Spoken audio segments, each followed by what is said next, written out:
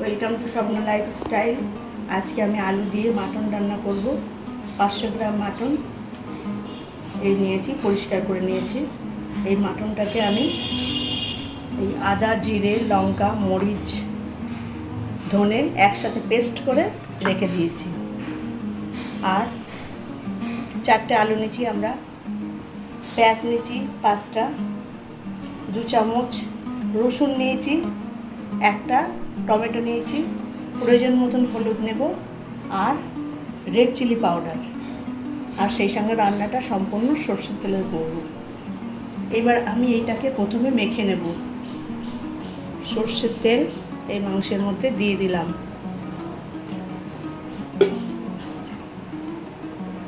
এতে পরিমাণ মতন হলুদ,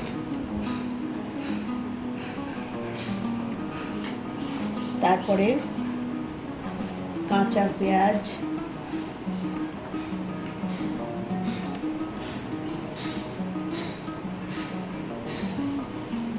আগে থেকে বেটে রাখা আদা, জিরে, লঙ্কা, মরিচ, ধনিয়া এই পেস্টটা এবার এতে ঢেলে দেব। দিয়ে একসঙ্গে এটা সুন্দর করে বেশ করে মেখে নেব। ঠিক এইভাবে মেখে নিতে হবে সরষের তেল সহ। মাখতে মাখতে দেখবে যদি তেল কম হয়ে যায় তাহলে আরেকটু তেল দিয়ে নেবেন। সম্পূর্ণটা মাংসটা হাতে ভালো করে ম্যারিনেট করে নেবেন।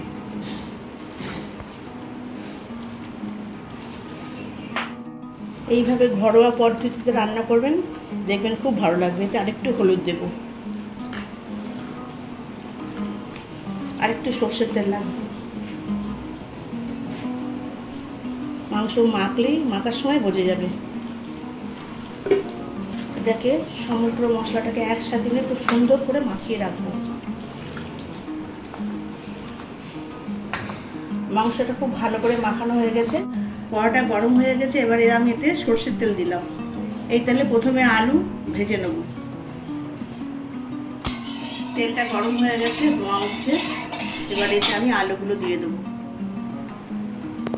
আলুগুলো ভালো করে ভেজে নেব।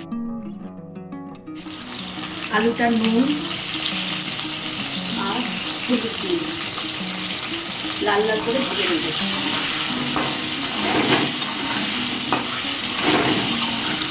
আলুটা ভাজা হয়ে গেছে, আলুটা ঠিক এরকম লাল লাল হবে।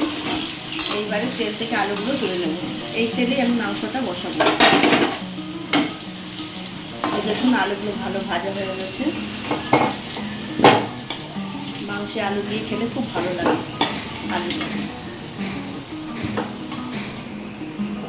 আলু ভাজা হয়ে গেছে।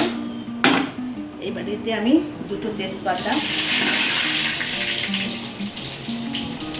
2 চামচ রসুন ভালো করে ভেজে নেব।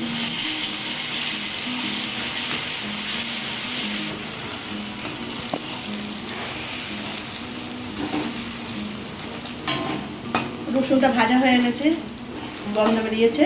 এবার আমি এতে মাংসটা ঢেলে দেব। আগে থেকে ম্যারিনেট করা মাংসটা এবার ঢেলে দিলাম। এটা দিয়ে ভালো করে কষবো।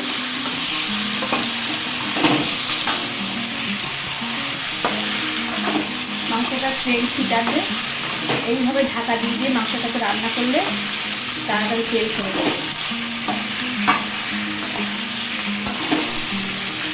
মাংসটাকে একটু কষে দিচ্ছি।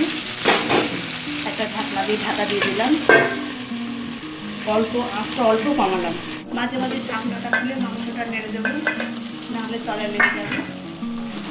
এতে কালার হওয়ার জন্য কাশ্মীরি রেড চিলি পাউডার দেবো। যেহেতু আমরা শুকনো লঙ্কাটা কম খাই, অল্প পরিমাণে কাশ্মীরি রেড চিলি পাউডার দিলাম। আর টমেটোটা কেটে রেখেছিলাম, তাতে দিয়ে দিলাম। এইবার এতে 1 চামচ চিনি আর পরিমাণ মতন লবণ দিয়ে মশলাটা করব যতক্ষণ না তেল ছেড়ে আসে। এবার এতে 1 চামচ চিনি দিলাম, যে যেমন খাবেন।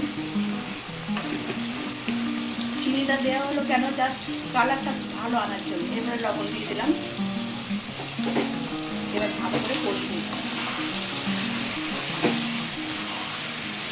এই মাংসটাকে কষতে থাকবো।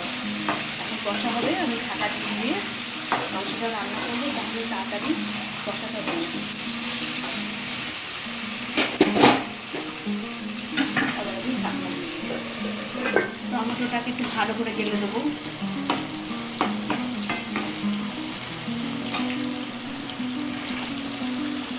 এইভাবে আপনারা মাটন কষাও খেতে পারেন। মাংসটা সিদ্ধ হয়ে গেলে নামিয়ে খেয়ে নেবেন, মাটন কষাটাও ভালো লাগবে এইভাবে করে খেলে। যেহেতু আমি আলু দিয়ে মাংস রান্না করব, তাই এবার আমি এর মধ্যে আলুগুলো দিয়ে দিলাম, মাংসটার সঙ্গে কষে নেব।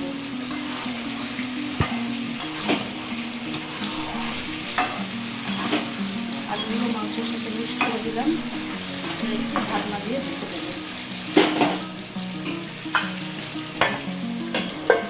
রান্নাটা আমি প্রেশার কুকারে করবো।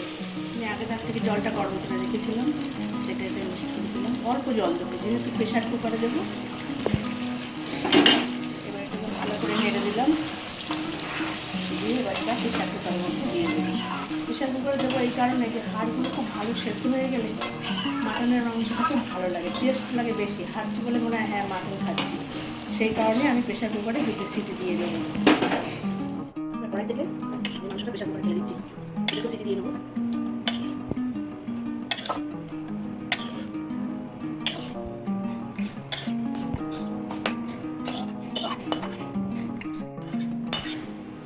তলাটা নিয়ে দিচ্ছি যাতে মাংসটা প্রেশার কুকারে ধরে না যায়, আর অল্প একটু জল দিলাম।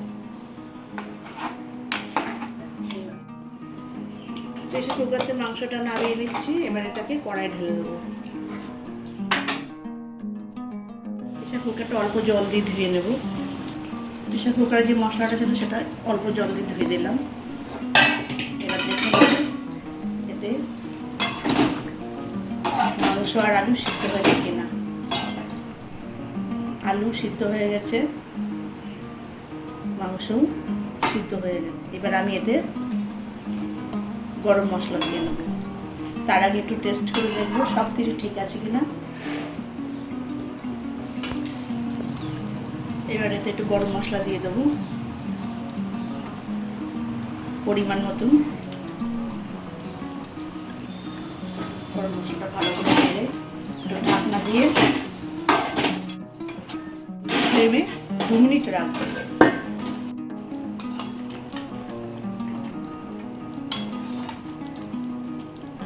মাংসটা সুন্দর হয়ে গেছে, এবার নামাবো। মাংসটা ভালো সেদ্ধ হয়ে গেছে, টেস্টি হয়ে গেছে। গ্যাসটা নিভিয়ে দেবো।